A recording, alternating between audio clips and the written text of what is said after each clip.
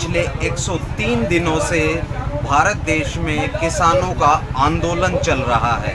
भारत देश का किसान दिल्ली की सरहदों को घेरे बैठा है, लेकिन सरकार है कि टस से मस नहीं हो रही।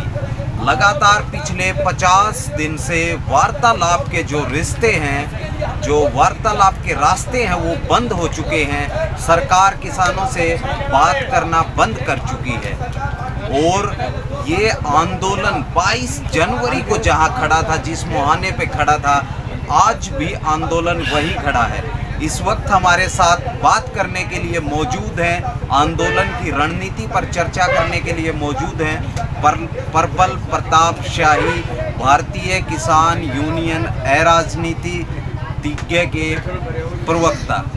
तो उनसे जानेंगे क्या रणनीति रहेगी आंदोलन की, अब किस दिशा में जाएगा। सबसे पहले तो प्रताप जी स्वागत है। ये बताइए, लगातार लगभग 50 दिन से अधिक हो चुके हैं, किसानों से सरकार के जो वार्तालाप के रास्ते हैं वो बंद हो चुके हैं। क्या किसान ऐसे ही बैठा रहेगा या इसका कोई हल निकलेगा? ये सरकार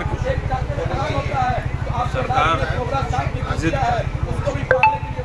राजहट जिसे कहते हैं, हट पर है। ठीक है, हट करे। इन किसानों ने वोट देकर, हम सब ने वोट देकर सरकार को बनाया है। मांग भी हम इन्हीं से करेंगे, हमारा लोकतांत्रिक हक है। तो हम यहाँ निकल कर आए हैं।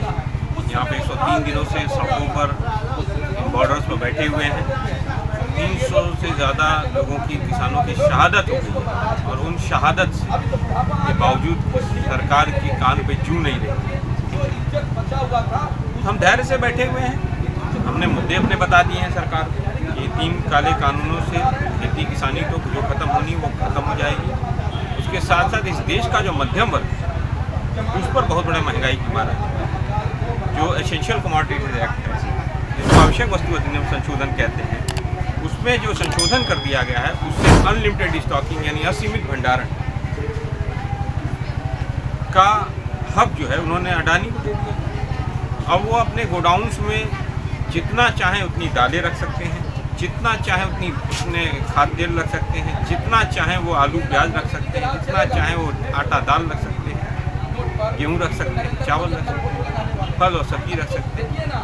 तो इसका क्या परिणाम यही होगा कि ये महंगाई में पड़, और इतनी बड़ी महंगाई मिडिल क्लास या लोअर मिडिल क्लास के ऊपर आने वाली है जिसकी कल्पना भी हम नहीं कर सकते। सरकार चाहती है कि मीडिया, जो मेन स्ट्रीम मीडिया है, वो बस सरकार की झूठ को परोसती रहे और मिडिल क्लास उसी का सोपान करता है। लेकिन ये मैं धन्य मानूंगा कि आपके जैसे जो मीडिया, सोशल मीडिया है, वो लोगों को जागरूक करने का काम कर रहे हैं और किसान आंदोलन जो है इसमें अग्रणी भूमिका निभा रहा है। नहीं तो महंगाई पर कोई चर्चा नहीं हो रही थी देश के अंदर। गैस सिलेंडर के दाम बढ़ गए पिछले 1 महीने में 150 से ऊपर, उस पर कोई चर्चा नहीं हुई।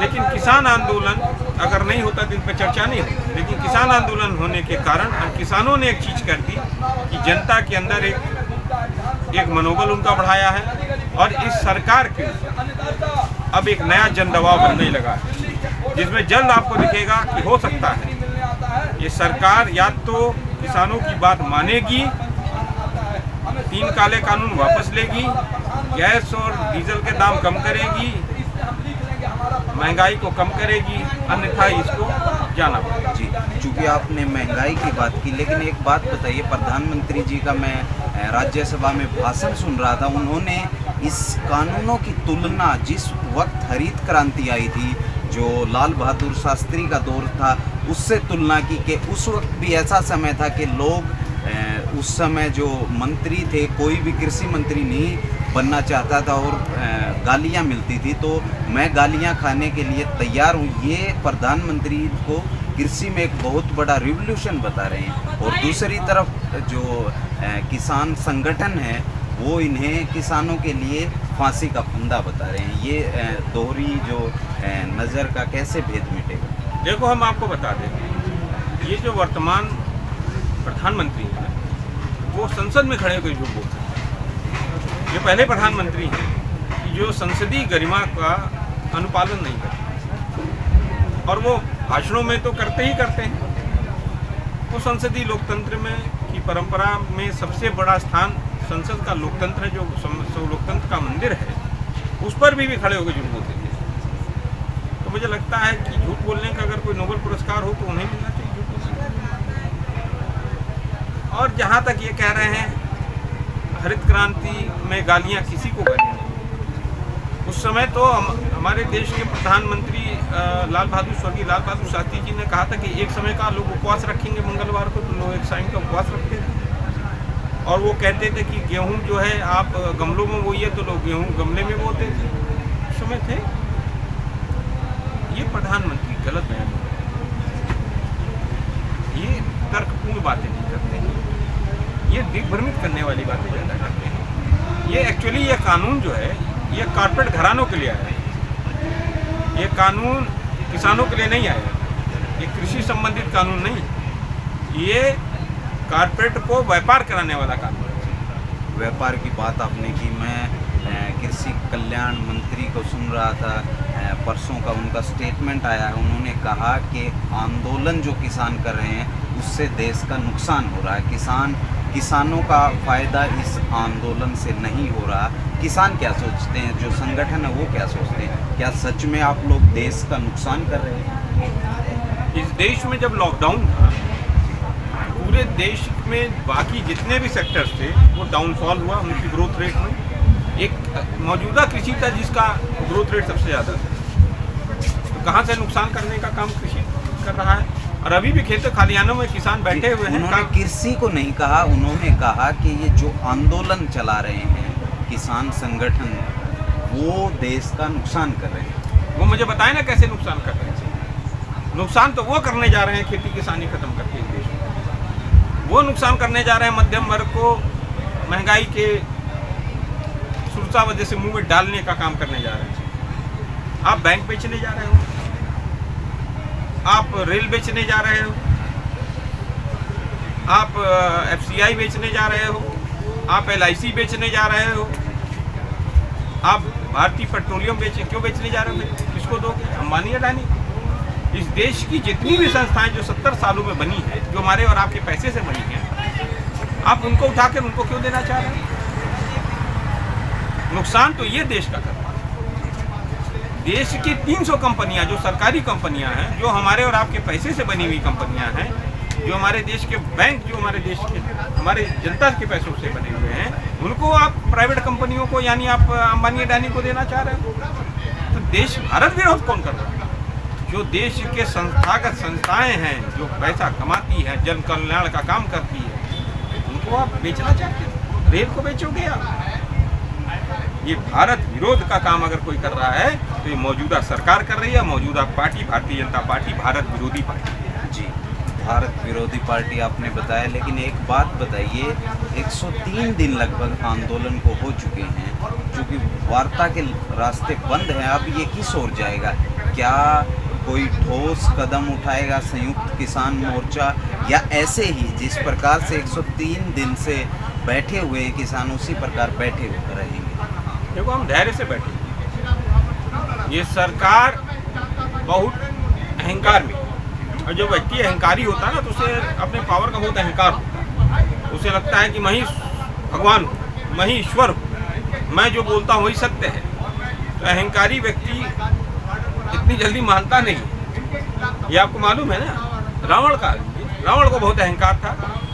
जब सीमा पर लंका समुद्र पार करके जब पत्थरों से पुल बनाया गया, और पुल पार करके जब लोग आ गए, पूरी सेना, राम जी की सेना आ गई, तो लंका के अंदर हाहाकार मचा, और जनता ने कहा और मंत्रिमंडल ने कहा कि साहब वो इतने ज़्यादा मनोबली लोग हैं कि जो लंका के द्वार तक आ गए, तो सीता मैया को छोड़ दीजिए और जाके उनके चरणों में गिर जाइए, माफ़ी मांग लीजिए और राज्य बचा लीजिए। लेकिन वह अहंकार में था। वो कहता था ये वनवासी क्या करेंगे मेरा, ये 2 वनवासी क्या करेंगे। अंतिम में आपको परिणाम पता है, अहंकार टूटा। जी, आपने तुलना की रावण से, लेकिन ये बताइए सर, क्या संयुक्त किसान मोर्चा, या विशेष तौर पर मैं आपके संगठन की बात करूं, भारतीय किसान यूनियन है राजनीतिक जो असली है, जो शाखा है महेंद्र सिंह टिकैत जी की बनाई हुई, वो कोई ठोस कदम क्यों नहीं उठा रहे? क्या कोई भय है? क्या 26 जनवरी जैसी घटना फिर से दोहराई जा सकती है? इस प्रकार का भय संयुक्त किसान मोर्चा को सता रहा है। देखो 26 जनवरी की घटना जो है वो सरकार ने कराई। दीप सिद्धू का इन्वॉल्वमेंट ने बता दिया सरकार को, ये पर्दाफाश हो गया पूरी सरकार की क्या भूमिका रही। ये आपको भी पता हो गया, मुझे भी पता है, सर्वविदित हो गया।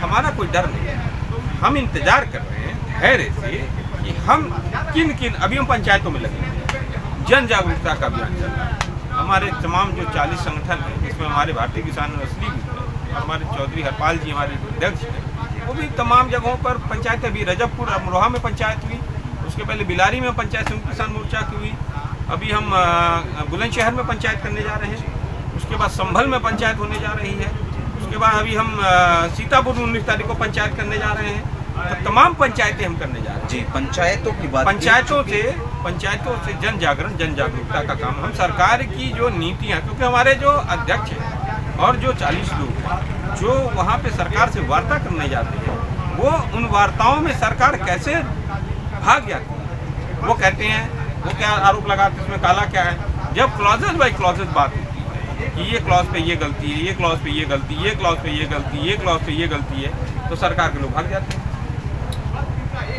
4 घंटे बाहर जाते हैं, फ़ोन से पता नहीं किससे फ़ोन करके बात करते हैं, फ़ोन से बात करके वापस आते हैं और फिर एक नया स्टैंड बताते हैं, फिर कहते हैं अगली मीटिंग कर लेंगे। तो एक्चुअली इस सरकार का जो तंत्र है ना, वो मुझे लग रहा मौजूदा सरकार के अंदर नहीं है, हमारे प्रधानमंत्री के हाथ में भी नहीं रह गया, अब ये अंबानी अडानी के हाथ में है। अब मुझे लग रहा है प्रधानमंत्री जी उसी दिन कॉल करेंगे, क्योंकि जो जियो का नंबर प्रधानमंत्री जी के पास है वो तो अंबानी के हाथ में है।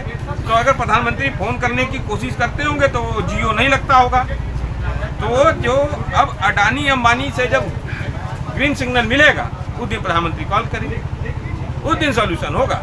जी, क्योंकि आपने पंचायतों की बात की, पंचायतों का इतिहास ये रहा है कि पंचायतों में फैसले किए जाते हैं, लेकिन भारतीय किसान यूनियन या संयुक्त किसान मोर्चा जो कर रहा है, इनको राजनीतिक रैलियों की तरह इस्तेमाल कर रहा है, ऐसा सत्ता पक्ष का मानना है। क्या ये आंदोलन अब राजनीतिक रूप ले चुका है? देखिए, कोई भी आंदोलन राजनीतिक रूप नहीं लेता, लेकिन सत्ता का जब अहंकार होता है तो जहाँ जहाँ वोट पड़ता है और सत्ता के अहंकार के खिलाफ उसके विपक्ष में जो लोग होते हैं उनका साथ देते हैं, तो इनका भी तो साथ दिया।